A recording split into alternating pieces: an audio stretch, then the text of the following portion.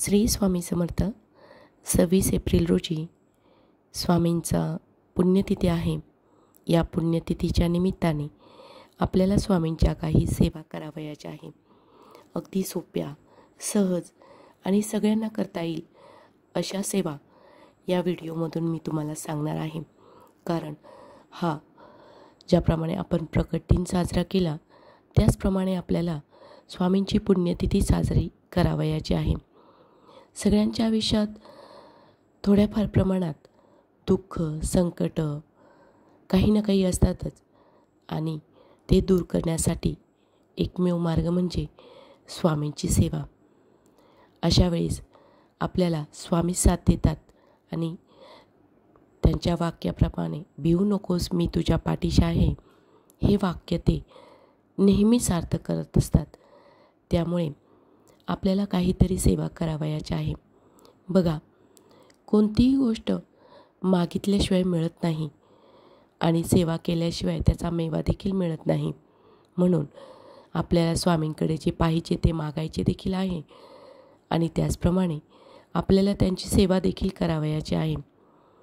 कोणत्याही व्यक्तीला बघा, आपण जर काही सेवा चांगली दिली किंवा चांगले कर्म केले तर 100% आपल्याला तेथून काहीतरी मिळत असतं. स्वामी तर या जगाचे चालक, मालक, पालक आहे. आपण जर त्यांची सेवा केली तर नक्कीच स्वामी आपल्यावर प्रसन्न होतील आणि आपल्या सगळ्या मनोकामना पूर्ण करतील. म्हणूनच 26 एप्रिलपर्यंत आपल्याला काही सेवा करावयाच्या आहे. त्यातली सगळ्यात सोपी आणि सगळ्यांना करता येईल अशी सेवा, अगदी लहानांपासून मोठ्यांपर्यंत, ती म्हणजे नामस्मरण. बघा, नामस्मरणाचं खूप असं महत्त्व आहे. नामस्मरण जर आपण केलं तर आपलं अंतःकरण शुद्ध व्हायला मदत होत असते. नामस्मरणामुळे परमेश्वराशी आपण एकरूप होत असतो आणि महत्त्वाचं म्हणजे नामस्मरण केल्यामुळे आपण वर्तमान काळात जगत असतो.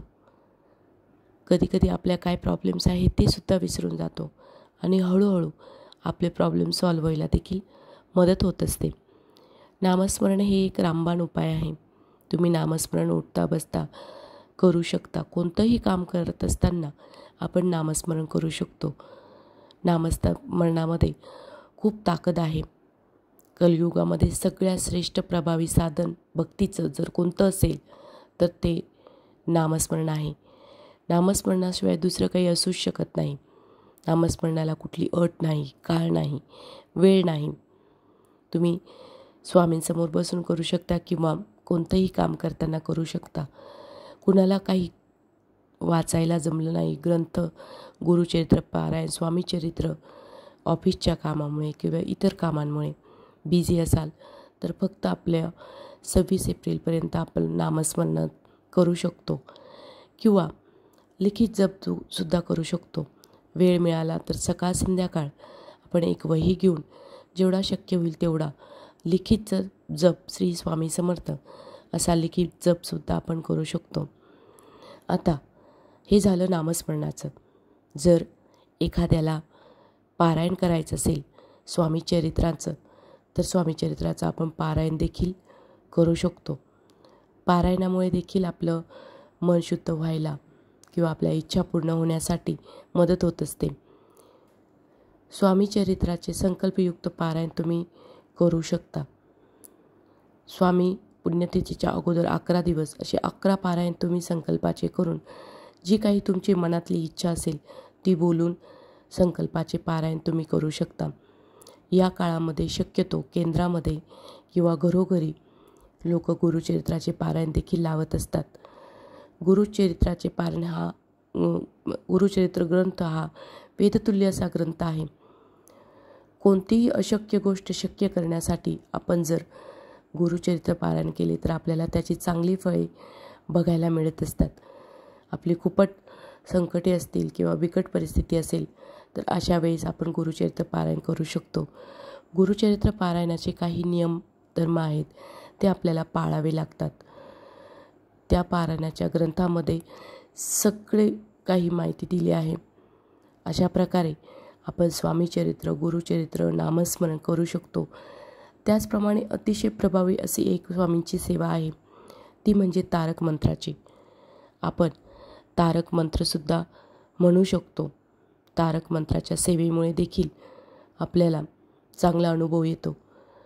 स्वामींचा निशंक हो निर्भय हो मनारे, प्रचंड स्वामी बळ पाठीशी रे, अत्यर्क अवधूत हे स्मरणगामी, अशक्यही शक्य करतील स्वामी. तारक मंत्र माहीत नसेल तर आपण गुगलवरून सुद्धा डाउनलोड करू शकतो किंवा आपल्या नित्यसेवेच्या पुस्तकात तारक मंत्र आहे. एका वाटीमध्ये किंवा फुलपात्रामध्ये पाणी घेऊन आपल्याला तो मंत्र म्हणायचा आहे आणि म्हणताना 3 बोटं आपल्याला त्या पाण्यामध्ये टाकून मग तो तारक मंत्र म्हटला आणि नंतर ते तारक मंत्र 3 वेळेस, 7 वेळेस, 11 वेळेस म्हणू शकतो. त्याचप्रमाणे ते म्हणून झाल्यानंतर आपण ते पाणी पिऊन घेऊ शकतो. एखादी आजारी व्यक्ती असेल त्याला देऊ शकतो किंवा आपल्या ज्या इच्छा असतील ते त्या पाण्याला सांगून आपण ते पाणी प्राशन करू शकतो. अशा प्रकारे तारक मंत्राची देखील सेवा आपण करू शकतो. या पुण्यतिथीच्या निमित्ताने या सगळ्या सेवा आपण करू शकतो. खूप सेवेमध्ये ताकद आहे. आपण जर सेवा केली तर 100% आपल्याला मेवा भेटत असतो. काही नियमधर्म पाळून या सेवा करावयाच्या आहे. शक्यतो सेवा करत असताना परान्न घेऊ नये, मांसाहार करू नये. त्याचप्रमाणे जे तामसिक पदार्थ आहे, कांदा, लसूण हे वर्ज्य करावे. अशा प्रकारे आपण पारायण करून आपल्या पदरात पुण्य घ्यावे आणि स्वामींच्या सेवेत रममान होऊन आयुष्य सुंदर करावे. व्हिडिओ आवडल्यास नक्की लाईक करा, शेअर करा, सबस्क्राईब करा. श्री स्वामी समर्थ.